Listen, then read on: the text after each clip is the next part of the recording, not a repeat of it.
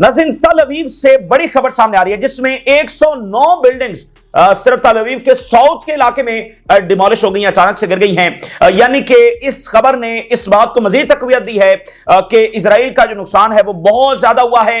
और ट्रंप को भी ये कहना पड़ा कि बड़ी मार पड़ी है इजराइल को। तो ऐसी मार पड़ी है तो जिसको छुपाया नहीं जा सका, क्योंकि इजराइल तो हमेशा अपना नुकसान, अपना डैमेज, अपनी तबाही बहुत कवर अप करता है। उसका मीडिया वहां पर पूरी सेंसिटिव है, जो जानी नुकसान होता है उसको भी बहुत छुपाया जाता है। तो अगर ट्रंप को कहना पड़ा कि इजराइल को बड़ी मार पड़ी है तो इसका मतलब यह है कि तबाही इतनी बड़ी है कि जिसको छुपाया नहीं जा सकता। आज जो रिपोर्ट सामने आई है उसने इस बात को तकवीत दी है कि इजराइल का नुकसान बहुत बड़ा है, इसलिए इजराइल जो है वो सीज फायर की तरफ भागा है। वगरना जिस जंग की 40 साल तैयारी की गई वो जंग छिड़ चुकी थी और इजराइल ये क्लेम कर रहा था कि उसने मुकम्मल कंट्रोल कर लिया है ईरान की स्काइज को, तेहरान के स्काइज को उसने मुकम्मल तौर पर कंट्रोल कर लिया, तो फिर उसको पीछे क्यों भागना पड़ा। तो अब वो मजीद रिपोर्ट्स आ रही हैं कि कैसे इतनी बड़ी तबाही आ चुकी थी कि अगर ये 5, 7, 10 दिन, 15 दिन मजीद जंग जारी रहती तो तल अवीव 100% खंडर का ढेर बन जाता। अब शहर का कोई 30-40% हिस्सा जो है वो तबाह हुआ है, लेकिन अगले 15 दिन जो है वो मुकम्मल तौर पर इसको खंडर का ढेर बना सकते थे। तो ये रिपोर्ट आपके सामने रखेंगे। दूसरी बात यह है नाज़रीन कि देखिए एक इवेंट बहुत बड़ा हुआ है, 12 दिन थे लेकिन इवेंट बहुत बड़ा था। एक ऐसी जंग जो इस रीजन में कई सालों से जिसका इंतजार था और जिसका खदशा था, वो बहरहाल जंग हुई। लेकिन उस जंग के अब रिजल्ट्स क्या हैं, उसके अब असरात क्या हैं, लेकिन अब उस जंग के रिजल्ट्स क्या हैं और अब आगे कौन सी नई रियलिटीज है वो इमर्ज कर रही हैं और मामला जो है वो किस तरफ जा रहे हैं। और हम इस चीज को अंडरस्टैंड नाज़रीन करने की कोशिश कर रहे हैं कि ईरान के ऊपर साम्राज्य कितनी बड़ी ताकत के साथ हमलावर हुआ, ईरान को कितनी बड़ी फतह जो है वो यहां पर हासिल हुई है, ईरान के ऊपर जो है वो कितना हौलनाक और तमाम हदों को पार करते हुए एक हमला किया गया। अब मिसाल के तौर पे अभी जो ताजा तरीन रिपोर्ट सामने आई है उसके मुताबिक ईरान पर जो वेपन्स इस्तेमाल किए गए, जो बॉम्ब्स इस्तेमाल किए गए, उनमें से कुछ बॉम्ब्स ऐसे हैं जिसमें यूरेनियम के पाए जाने का भी खदशा जाहिर किया जा रहा है। इस वक्त ये इन्वेस्टिगेशंस वहां पर हो रही हैं। कुछ बिल्डिंग्स जो वहां पर तबाह हुई हैं और उसके बाद ये वहां पर अब ये बात सामने आई है कि कुछ वेपन्स ऐसे इस्तेमाल किए गए हैं जिसमें यूरेनियम भी इस्तेमाल हुई है। ये दुनिया का सबसे बड़ा वॉर क्राइम है यूरेनियम, यानी यूरेनियम तो न्यूक्लियर में इस्तेमाल होती है ना, तो ये इन अपने वेपन्स के अंदर ये यूरेनियम जो है इस्तेमाल कर रहे थे। तो यानी इन्होंने कोई कसर नहीं छोड़ी ईरान को तबाह करने के लिए। मतलब बस उनके लिए एक बदमाशी थी कि वो एक कौम के ऊपर हमला कर रहे हैं, उनके टॉप लीडर्स को असैसिनेट कर। मुझे बताइए ये टॉप लीडर्स को असैसिनेट क्यों किया गया? इसका मकसद वहां पर खाना जंगी छेड़ना था, टॉप लीडर्स को इसलिए असैसिनेट किया। तो ये कितना हौलनाक प्रोजेक्ट था जो ईरान के ऊपर लॉन्च किया गया। तो इस बात को भी समझा जा रहा है कि ये कितना बड़ा वाकया हुआ है और इसके आगे असरात क्या है। अब नाज़रीन रीजन के अंदर बहुत बड़ी तब्दीली आ रही है। ये नेतन्याहू और ट्रंप की बहुत बड़ी गलती थी जो उसने ईरान के ऊपर हमला किया। अब उसके मजीद रिजल्ट्स है वो खुलकर हमारे सामने आ रहे हैं और रीजन में एक बड़ी गैर मामूली तब्दीली आ रही है ईरान के हवाले से। वो रीजन जो ईरान को कई सालों से अपना दुश्मन समझता रहा है और अमेरिका और इजराइल के साथ मिलकर ईरान को तबाह करने की जो कोशिश की जाती रही है, और वो एक ऐसी रियलिटी जिसको वो देखने के लिए तैयार नहीं थे, अब उनको देखना पड़ रहा है। एक रियलिटी मौजूद थी, यानी आप अंदाजा करें, बंदा सर पकड़ के बैठ जाता है कि ये जो रीजनल कंट्रीज हैं ये ईरान को एक डीस्टेबलाइजिंग फोर्स समझते रहे हैं और इजराइल को एक स्टेबलाइजिंग फोर्स समझते रहे हैं। तो ये इन्होंने खुद अपनी आंखों के ऊपर पट्टी लगाई हुई थी, लेकिन उसका नतीजा कोई नहीं निकला। और नाज़रीन मैं आपको बता दूं कि ये जो यहां पर इवेंट हुआ, ये यानी इस्लामी दुनिया के एक फेज है जिसमें वो पहले इजराइल के ऊपर हमलावर हुई है, ठीक है, और फलस्तीन के साथ उसने इस तरह से इज़हार यकजहती किया कि वो हमलावर हुई है। उसने 3 जंगें लड़ी हैं। फिर एक फेज आता है जिसमें जो पॉलिटिकल लीडरशिप है वो ये समझती है और ये रीजनल कंट्रीज, और फिर जब इनमें अगली लीडरशिप आती है, यानी जब ये इजराइल कायम हुआ है उस वक्त जो लीडरशिप मौजूद थी वो हमलावर हुई। लेकिन उसकी जो अगली जनरेशन जब आई है तो उन्होंने कहा कि नहीं, हमने इजराइल के साथ मिलकर चलना है। और वो जैसे उनका व्यू क्रिएट किया गया, भाई ये सोच कहां से आई? तो ये सोच जहां से आई वो भी एक लंबी डिबेट है, यानी वेस्ट से वो पढ़े, वेस्ट के थिंक टैंक्स और उनकी वो एक पूरा व्यू उनका क्रिएट किया गया कि भाई इजराइल के साथ हमने मिलकर चलना है, ईरान दुश्मन है, अमेरिका की बेसिस यहां पर होंगी, ये उनका व्यू है। इसको वो अपने लिए सिक्योरिटी समझते हैं। ये एक फेज था। अच्छा, और उसका हमने सबसे बड़ा अमली मुजाहरा अब्राहम अकॉर्ड की सूरत में देखा है। अब इस जंग के बाद हम अगले फेज में दाखिल हुए हैं जिसमें रीजन दोबारा से उस असल रियलिटी को देखने की तरफ बढ़ रहा है और देख रहा है जिसको पहली जो जनरेशन है उसने देखा था। और जो किंग फैसल है उन्होंने कहा था कि ये किसी के इत्तेहादी नहीं हो सकते। ये किंग फैसल कहकर गए हैं, लेकिन ये तो कहते हैं इजराइल सबसे बड़ा इत्तेहादी। तो अब मैं जो आपके सामने बात रख रहा हूं कि गल्फ ये समझ रहे हैं कि अगर इजराइल ईरान के ऊपर हमला कर सकता है तो फिर अब क्यों ना हम ये क्यों नहीं सोच सकते कि इजराइल हमारे ऊपर भी हमला कर सकता है। दुनिया में कौन सी ऐसी चीज है जो इजराइल को रोकेगी हमारे ऊपर हमला करने से। देखिए ये जो वाकया हुआ ना, ये मामूली वाकया नहीं है कि इजराइल ने ईरान के ऊपर हमला कर दिया। साल हर साल ये बात चलती रही। कोई अमेरिकी सदर ईरान के ऊपर हमला नहीं कर सका। जॉर्ज बुश जैसा बंदा, ओबामा जैसा बंदा, बाइडेन जैसा बंदा जिसने गजा में क्या कुछ नहीं किया, वो ईरान के ऊपर हमला नहीं कर सका। और उसने यूक्रेन की जंग छेड़ी, बाइडेन ने यूक्रेन की जंग छेड़ी, लेकिन ईरान के ऊपर हमला नहीं कर सका। तो ये रीजन की एक थी कि भाई ईरान के ऊपर इस तरह से यानी कि ये हमला, वो मिलिट्री और ईरान को तबाह करना चाहते थे, कमजोर करना चाहते थे, ये सारी बातें ठीक है, लेकिन इस तरह की जंग। तो अब वो ये समझ रहे हैं कि फिर इसका मतलब कि इजराइल तो फिर हमारे ऊपर भी हमला कर सकता है। तो गारंटी क्या है? अमेरिका गारंटी है, मतलब अमेरिका गारंटी है। तो वो वहां पर बहुत बड़ी तब्दीली जब आ रही है, इसको हम खास तौर पर डिस्कस करेंगे। और रशिया की भरपूर सपोर्ट जो है वो इस वक्त हासिल हुई है। यानी वो जो ट्रम्प ने सबसे बड़ी अपनी बदमाशी और एरोगेंस में आकर जो मिस्टेक की ना, तो अब उसका रिजल्ट मजीद आ रहा है। यानी रशिया ने ये खुलकर ये स्टांस लिया है कि IAEA की कोई क्रेडिबिलिटी नहीं है। अमेरिका और इजरायली हमले ने तमाम क्रेडिबिलिटी खत्म कर दी है। और ईरान जो इकदाम उठा रहा है अपनी सुवरेनिटी के लिए, IAEA के हवाले से, NPT के हवाले से, न्यूक्लियर के हवाले से, वो बिल्कुल वो दुरुस्त इकदाम उठा रहा है। अब कोई क्रेडिबिलिटी पीछे नहीं बची है। ये रशिया की जानिब से भरपूर स्टांस सामने आया। कोलंबिया के जो प्रेसिडेंट हैं, जिन्होंने कुछ दिन पहले ये कहा था कि अगर नेतन्याहू को ना रोका गया तो दुनिया आलमी जंग में होगी, तो कोलंबिया के प्रेसिडेंट ने कहा है कि अगर मिडिल ईस्ट में असली अमन लाना है तो फलस्तीन को उनके राइट्स देना होंगे, और जब तक इजराइल इस ऑक्यूपेशन के साथ मौजूद है यहां पर कोई अमन नहीं हो सकता है। ये सारी डिटेल्स भी आपके सामने रखेंगे। नाज़रीन, द टेलीग्राफ आज बड़ी स्पेशल ये रिपोर्ट आपके सामने रखने जा रहे हैं, यानी चीजों को असल अंदाज में समझने के लिए कि हुआ क्या है, हो क्या रहा है और आगे जो वो क्या हो सकता है, और ये जो इतना बड़ा इवेंट हुआ है इससे क्या तब्दीलियां जो वो मुतवक्के हैं। और टेलीग्राफ ने यह भी लिख दिया है कि गल्फ इलीट, यानी नॉट ऑल गवर्नमेंट्स की वो बात करें, लेकिन गल्फ इलीट, जैसे एक डीप स्टेट होती है ना, जैसे अमेरिका में हम सुनते रहते हैं या यूरोप में भी डीप स्टेट, तो गल्फ की जो इलीट है वो ये चाहती थी कि ईरान की न्यूक्लियर साइट्स तबाह हों और ईरान जब वो कमजोर पड़े, ये गल्फ इलीट चाहती थी। द टेलीग्राफ ने लिख दिया है। लेकिन कितनी बड़ी तब्दीली आ रही है, ये मैं स्पेशल रिपोर्ट आपके सामने रखने जा रहा हूं, जिससे आपको अंदाजा होगा कि इजराइल ने ये कितनी बड़ी गलती की है और सारा जो खेल यहां पर चल रहा था वो बिगड़ गया। सारा खेल जो इजराइल और अमेरिका मिलकर खेल रहे थे यहां पर इस्लामिक कंट्रीज के साथ, वो बिगड़ गया। द टेलीग्राफ की report, Israel is no longer as an asset. Israel अब कोई एसेट के तौर पर नहीं देखा जा रहा, इट्स अ प्रॉब्लम। इसको अब मसले के तौर पर देखा जा रहा है। इसको अब सबसे बड़ा जो जड़ है बदअमनी की, उसके तौर पर देखा जा रहा है। ठीक है, एसेट जब हम इस टर्म में इस्तेमाल करते हैं तो यानी कि वो आपके लिए सबसे बड़ा असासा इस अंदाज में कि आपको प्रोटेक्ट करने के लिए या आपको फायदा पहुंचाने के लिए। तो अब इजराइल कोई फायदा पहुंचाने वाली चीज नहीं है, बल्कि अब वो एक प्रॉब्लम है, ये सबको अंदाजा हो रहा है। उन्होंने कहा कि इजराइल ने जो ईरान के ऊपर हमला किया है, इसने ट्रिगर किया है अ वेव ऑफ अलार्म, मतलब सब इस वक्त सकते में हैं अक्रॉस द गल्फ। तमाम खलीजी ममालिक इस वक्त अलार्म हैं, एक्सपोजिंग डीप फ्रैक्चर, और अंदर जो गहरी एक खलीज है वो नजर आ रही है। इन नॉर्मलाइजेशन अकॉर्ड्स एंड रिकास्टिंग तल अवीव, जो नॉर्मलाइजेशन और वो सारा प्रोजेक्ट था, अब वो उसमें बहुत बड़ी खलीज नजर आ रही है।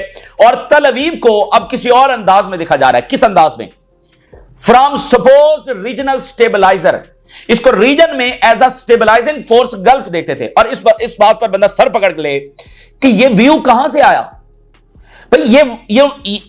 ये कौन सी ऐनक थी जो उन्होंने लगाई जिसमें इजराइल उनको रीजन में एक स्टेबलाइजिंग फोर्स के तौर पर नजर आ रहा था। ये ऐनक पता नहीं इनको किसने चढ़ा के दी, ये समझ से बाला है। लेकिन बहरहाल अब वो कह रहे हैं कि स्टेबलाइजिंग फोर्स से, रीजनल स्टेबलाइजर से टू अ रैकलेस एग्रेसर। ये बड़ी गैर मामूली रिपोर्ट हम आपके सामने रख रहे हैं कि क्या बड़ी तब्दीलियां इस जंग के साथ आ रही हैं। रीजनल स्टेबलाइजर से अब रैकलेस एग्रेसर देखा जा रहा है, जो कभी भी फलस्तीन के ऊपर बमबारी कर देगा, जो लेबनान पे कर देगा, जो शाम पे कर देगा, जो यमन के ऊपर कर देगा और ईरान के ऊपर भी कर देगा। रैकलेस मतलब बस जो जी चाहा वो कर लिया।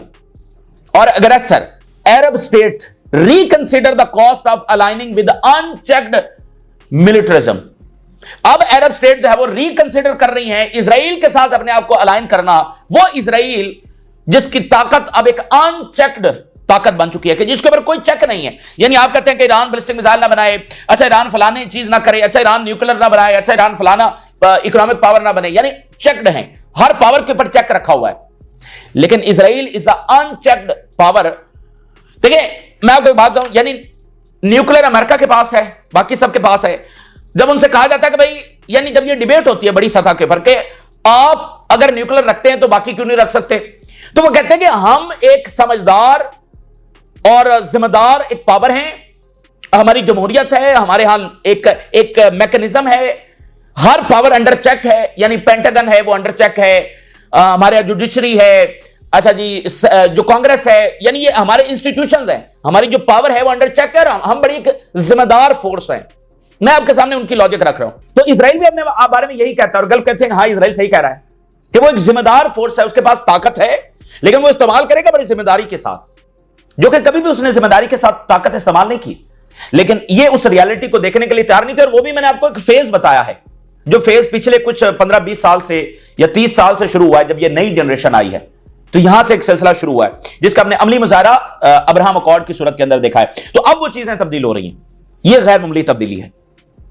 अच्छा, जो इजराइल ने स्ट्राइक की है, इसने प्रवोक किया है वाइड स्प्रेड कंसर्न गल्फ रियासतों के दरमियान के, और वो अब तिल अवीव को इस तरह से देख रहे हैं grave threat to regional stability. ये रीजन में अमन के खिलाफ सबसे बड़ा मसला जो है, सबसे बड़ा खतरा जो है, नॉट ईरान, इट्स इजराइल।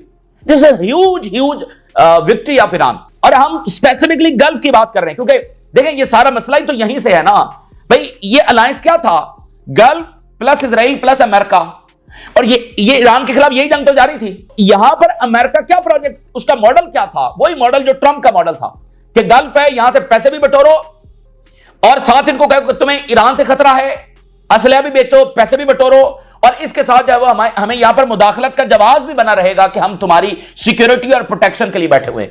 ये मॉडल फेल हो गया है। Israel is now being recast by many in the region. बहुत सारी जो रियासतें हैं वो इजराइल को किस अंदाज में देख रही हैं, मोस्ट डिस्टेबलाइजिंग एक्टर, पर्टिकुलरली खास तौर पर it's war machine turns into sites on sovereign Nations beyond Palestine. अब इजराइल की जो वॉर मशीन है वो महकूम फलस्तीनियों से बढ़कर वो सॉवरन जो नेशंस हैं उनके पर भी आ चुकी है।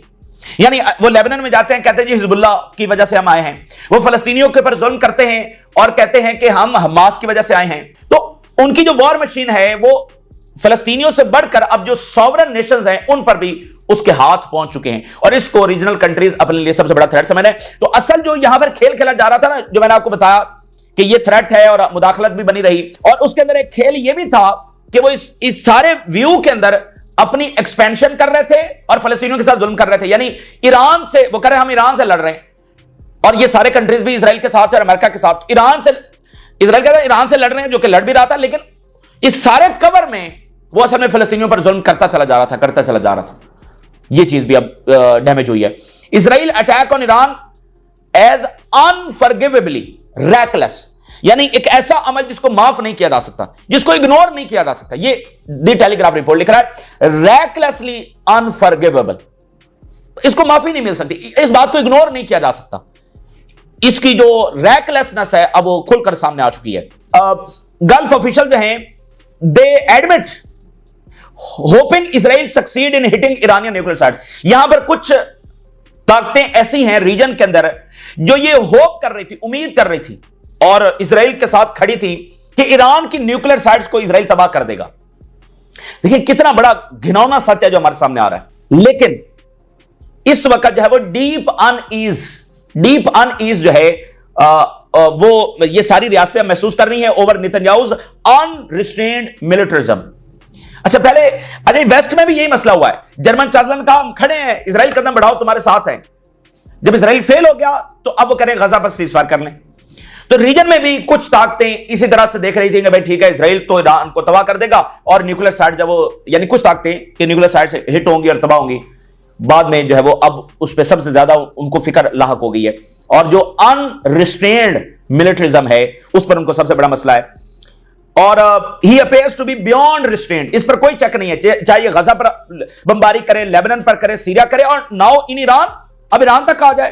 Unchecked uncontrollable power is no longer an asset for us, it is a problem.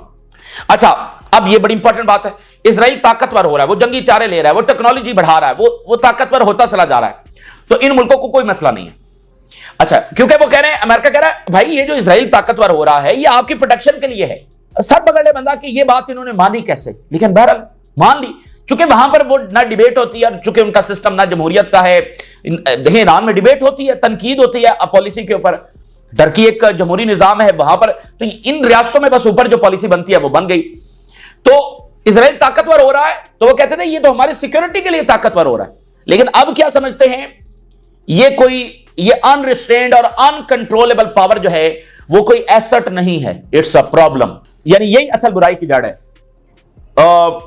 अब उन्होंने कहा कि ये जो अकॉर्ड हुआ, ये जो सारी नॉर्मलाइजेशन हुई, और इसमें ये इल्यूजन हमारे सामने पेश किया गया कि यूनाइटेड फ्रंट अगेंस्ट ईरान, ये जो सारी इनकी नॉर्मलाइजेशन हुई है वो एक यूनाइटेड फ्रंट था ईरान को तबाह करने के लिए।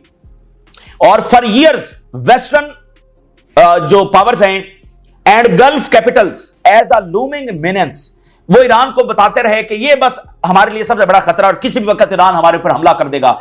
अब देखें ये सारा सिलसिला यहां पर चलता रहा है, बट इन रियलिटी, लेकिन हकीकत के अंदर ईरान हैज कंसिस्टेंटली, ईरान जो है वो साबित कदमी के साथ उसने डायलॉग की बात की, उसने सोवरेनिटी की बात की, उसने जस्टिस की बात की, और फिर फलस्तीनियों के लिए इंसाफ और आजादी की बात की। एक ऐसी पोजीशन, ये मैं तर्जुमा आपके सामने रख, एक ऐसी पोजीशन जिसको तमाम जो अरब पॉपुलेशन है, तमाम अरब पॉपुलेशन इस पोजीशन को सपोर्ट करती है। यानी ईरान की जो पोजीशन है उस पोजीशन को तमाम अरब पॉपुलेशन सपोर्ट करती है, even if not yet reflected in official gulf policy. अगर चाहे जो गल्फ की गवर्नमेंट्स हैं उनमें ऑफिशियल सतह पर यह पॉलिसी नहीं है, लेकिन जो ईरान की पोजीशन है वो इतनी जस्टिफाइड है, वो इतनी इंसाफ के ऊपर मबनी है कि तमाम अरब पॉपुलेशन उस पोजीशन को सपोर्ट करती है, इनकी पोजीशन को सपोर्ट नहीं करती है। अच्छा, आगे देखिए, वो कह रहे हैं कि ट्रंप एडमिनिस्ट्रेशन जो है वो ये चाह रही थी कि मजीद ये अब्राहम अकॉर्ड जो है वो आगे बढ़े और अरब इजरायली टाइज। अभी एक इस वक्त तस्वीर वायरल है जिसमें तल अवीव के अंदर एक बोर्ड लगा है जिसमें ट्रंप है, अरब लीडर्स हैं, मिडिल ईस्ट के लीडर्स हैं, जिसमें अल शरा भी है, ठीक है, और वो कह रहे हैं कि भाई अब्राहम अकॉर्ड जो है वो आगे बढ़ रहा है। तो in the name of countering Iran, ये सारा ट्रंप क्यों कर रहा था? In the name of countering Iran, कि हमें सबको इकट्ठा हो जाना चाहिए। ईरान इतना अनबिलीवेबल, बस अनबिलीवेबल है कि अमेरिका, इजराइल, गल्फ ये इकट्ठे हो रहे थे कि ईरान हमारे लिए जो सबसे बड़ा खतरा है। These agreements signed by UAE, Bahrain, Morocco and Sudan are now facing a crisis of legitimacy. ये जिन ने ये साइन किए अब वो सबसे बड़े क्राइसिस का शिकार है, the crisis of legitimacy as Israel, क्योंकि इजराइल का जो ट्रू रोल है, टेलीग्राफ की रिपोर्ट आपके सामने रख रहे हैं, ट्रू रोल जो है इजराइल का वो एज एन ऑक्युपायर एंड रीजनल अग्रेसर है। यानी बताया कुछ और गया था, लेकिन अब उनकी आंखें खुल रही है कि रीजन का सबसे बड़ा अग्रेसर, सबसे बड़ा बदमाश, सबसे ज्यादा बदअमनी फैलाने वाला, जंगे फैलाने वाला ये इजराइल है, ना कि ये कोई स्टेबलाइजिंग फोर्स है। इजराइल, अब ये वाली बात सुनिए जो असल इनको मसला पड़ा है। Israel has the ability, Israel के पास ये ताकत है टू स्ट्राइक एनी कंट्री, वो किसी भी कंट्री को हिट कर सकता है। What would stop them attacking Qatar or Qatari interest, for example in the gas field it shares with Iran. Israel को कौन रोकेगा अगर वो कतर के ऊपर हमला कर दे या कतरी इंटरेस्ट के ऊपर हमला कर दे? मिसाल के तौर पे ईरान और कतर जो हैं वो एक गैस फील्ड को ज्वाइंटली शेयर करते हैं, अगर इजराइल वहां पर हमला कर दे कौन रोकेगा इजराइल को? अब ये इनको खतरा पड़ा है कि हम तो कह रहे हैं ईरान, ओ भाई ईरान तो डायलॉग की बात कर रहा है, डिप्लोमेसी की बात कर रहा है, सोवरेनिटी की बात कर रहा है, जस्टिस की बात कर रहा है, और ईरान किसी के ऊपर हमला नहीं कर रहा। इजराइल ने उधर हमला किया है, और इजराइल अगर किसी मुल्क के ऊपर हमला मजीद कर देता है तो इजराइल को कौन रोकेगा?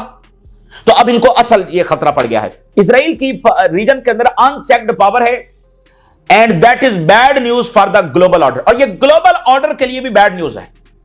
अच्छा, इजरायली जो है वो उनके साथ हमारी जो बात होती थी, अब ये जो गल्फ डिप्लोमेट्स हैं उनको वो कोट करके लिख रहा है कि we wanted to be a partner in peace we wanted to be the partner in peace, but they only wanted to be the partner in security. लेकिन वो सिर्फ बस जंगे छेड़ना चाहते थे। Right now they are not even a partner in that, they are a threat to the stability. इस वक्त तो वो किसी चीज के पार्टनर नहीं है, वो सिर्फ अमन के लिए सबसे बड़ा खतरा है। और फिर वो कह रहे हैं कि गल्फ के अंदर कुछ गल्फ इलीट जो है, सम गल्फ इलीट, नॉट हम गवर्नमेंट्स की बात करें, सम गल्फ इलीट, द टेलीग्राफ लिख रहा है, welcome damage on Iran defence capabilities. वो इस बात को वेलकम कर रहे थे, खुशामदीद कर रहे थे कि अगर ईरान को डिस्ट्रॉय किया जाए, उनकी डिफेंस कैपेबिलिटीज को डिस्ट्रॉय किया जाए। Any weakening of Iran is welcome. Iran को किसी भी किस्म का नुकसान पहुंचाया जाए तो उसको वेलकम करेंगे, ये गल्फ एलीट इजराइल और अमेरिका को मैसेज दे रही थी। लेकिन अब आगे क्या मसला हुआ? But if the price is further instability in the region, further chaos and violence, ये अफोर्डेबल नहीं है। यानी जब उनको यह नजर आया कि इसकी कॉस्ट तो हमें भी चुकाना पड़ेगी और ये जंग इधर भी फैल जाएगी और मजीद क्योस वायलेंस ये फैलेगा, फिर उनकी बात अकल में आई। और फिर साथ उन्होंने कहा कि जब ईरान डिप्लोमेटिक बात के ऊपर चल रहा है, डायलॉग कर रहा है, then the price is too high. फिर ईरान के खिलाफ ये जंग लॉन्च करने की क्या जरूरत है भाई? जब वो मुज़ाकरात कर रहे हैं, हमारे साथ बैठे हैं, टेबल के ऊपर डिस्कशन हो रही है, डायलॉग हो रहा है, तो उनके ऊपर हमला करने के नतीजे में एक तो वो तबाह नहीं हो रहा है, बल्कि क्योस और जंग पूरे रीजन में फैलेगी। That is not affordable. फिर वो कह रहे हैं कि डिप्लोमेटिक शिफ्ट बहुत बड़ा आ रहा है, ये बहुत बड़ा वो कह रहे हैं रिवर्सल है। फॉर ईयर्स, कई सालों के बाद, Gulf regime push the United State and Israel to confront Iran militarily. कई सालों तक गल्फ जो है वो इजराइल और अमेरिका को कहते हैं कि मिलिटरीली ईरान को जो है वो कन्फ्रंट किया जाए। अब ये बातें दी टेलीग्राफ लिख रहा है, लेकिन अब वो जो पोस्टर है, अब वो जो पॉलिसी है शिफ्टेड, अब वो शिफ्ट हो रही है। और खासकर Saudi Arabia prioritise domestic transformation, जो विजन 2030 है, ओवर फॉरेन एडवेंचरिज्म। खासकर सऊदी अरेबिया जो सबसे बड़ी पावर है, वो इस वक्त फोकस कर रहा है अपने डोमेस्टिक इश्यूज के ऊपर, डोमेस्टिक जो भी उसकी पॉलिसीज हैं, खासकर जो विजन 2030 है उसके ऊपर उसका फोकस है। और अब सऊदीज जो हैं वो ईरान के ऊपर किसी हमले की सपोर्ट नहीं करते, ना ही वो रिजीम चेंज को किसी तौर पर सपोर्ट करते हैं।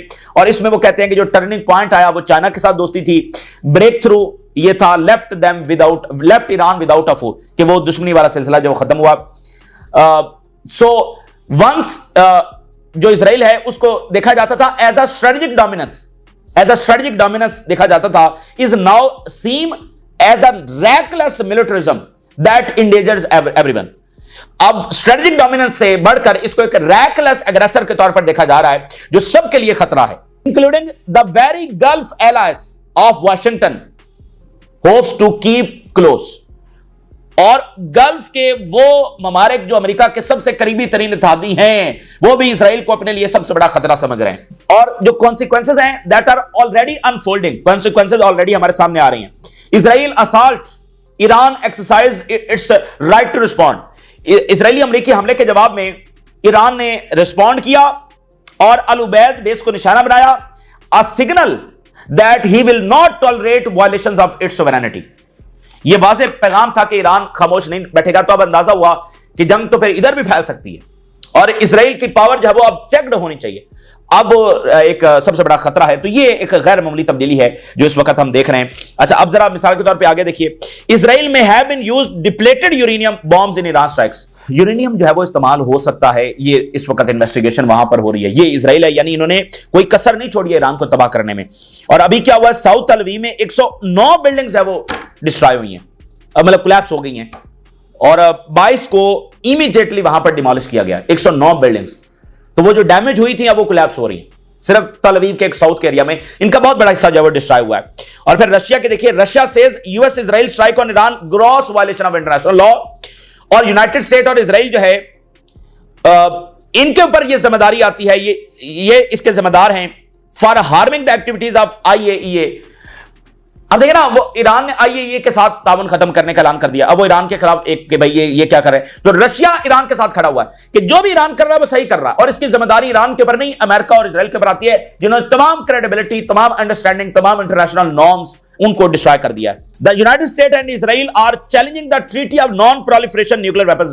बहुत बड़ा बयान रशिया की जानब से आया। ईरान इस वक्त NPT से निकलने जा रहा है और रशिया कह रहा है कि ये जो NPT है इसकी क्रेडिबिलिटी भी गई, ये मामूली टाइम नहीं है। देखिए, न्यूक्लियर वेपन्स को कंट्रोल करना एक पूरी एक इंटरनेशनल अंडरस्टैंडिंग है।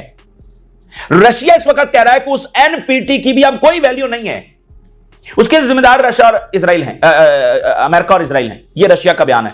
रशिया जैसी पावर यह बात कर रही है कि एनपीटी की भी कोई क्रेडिबिलिटी नहीं है। और इस वक्त भी हम ये बात कर रहे थे कि अब दुनिया ज्यादा न्यूक्लियर की तरफ जाएगी ईरान के हमले के बाद, क्योंकि दुनिया को पता चल गया है कि यहां पर किसी की कोई गारंटी ये मैटर नहीं करती है। आपके पास न्यूक्लियर होगा तो ये आपका सर्वाइवल है। तो अब मुझे बताइए कि क्या ईरान न्यूक्लियर नहीं बनाएगा? Colombia, peace in the Middle East will not be achieved without striving for a solution to the genocide occurring against the Palestinians. इसके सिवा कोई सॉल्यूशन नहीं हो सकता है। ये इस वक्त की ताजा तरीन डेवलपमेंट्स है जो आपके साथ शेयर किया हमने। राज रोगा करें, इजाजत दीजिए, अल्लाह हाफिज।